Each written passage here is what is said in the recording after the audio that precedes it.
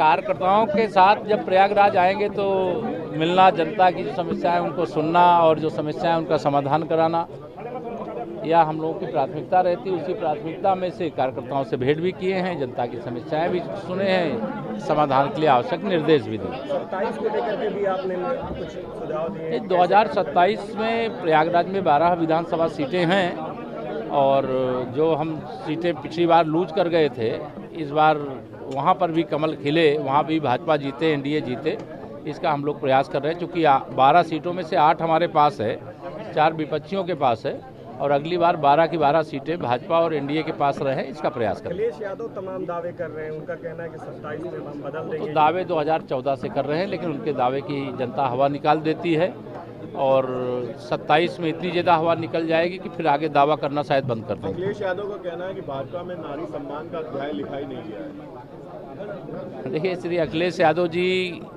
अगर इस प्रकार की बातें ना करें तो उनके लिए अच्छा रहेगा। मैंने कल भी कहा था, महिला सशक्तिकरण, बेटी बचाओ बेटी पढ़ाओ, उनके सम्मान, उनके सुरक्षा, उनके विकास का सब प्रकार से ध्यान रखा जाना, यह हमारी सरकार की भी और हमारी पार्टी की भी प्राथमिकता है। ये कहा जा रहा है कि बंगाल में सर जो हालात हैं वो एक तरीके से बहुत खराब होते जा रहे हैं।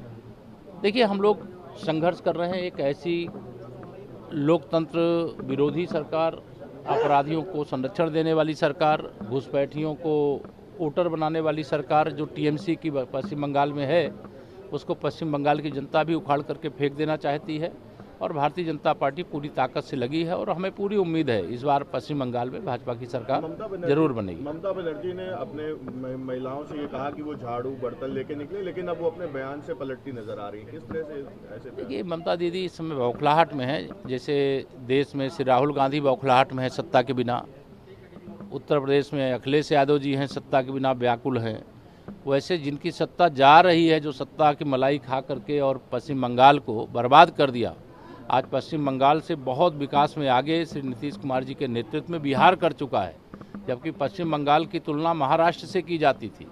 लेकिन आज पश्चिम बंगाल देश में सबसे पिछड़ा हुआ जिला बन करके खड़ा हो गया है और उसका दोष मैं अगर किसी को दूंगा तो पहले कम्युनिस्ट पार्टी की वहाँ सरकार थी, उसने कुछ विकास नहीं किया और 15 साल से टीएमसी की सरकार है, इसने विकास नहीं किया। बदलाव होगा क्या इस बार? निश्चित होगा। अखिलेश यादव बार बार जो है हमला कर रहे हैं और सीधे आप पर ही वो हमलावर रहते हैं। कोई बात नहीं, उनको हमला करने दो, हमारे ऊपर जितने हमले करेंगे उसका जवाब प्रदेश की जनता देगी।